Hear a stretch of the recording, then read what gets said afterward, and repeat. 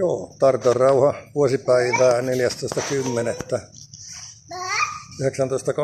Suomen ensimmäistä rajasopimusta Moskovan oblastin kanssa juhlittiin nyt Kangasalan kuohussa. Räpiköitiin 600 metriä ja tuli saunattua ja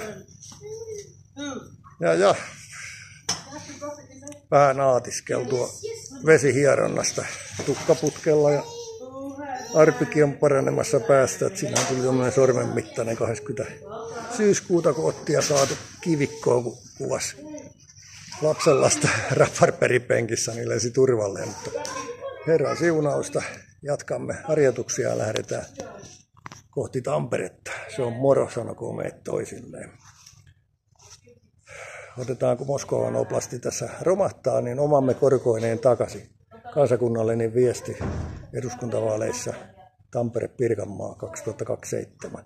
Eiköhän se Moskova sitten tipahda polvilleen. Se on tässä vidaan ja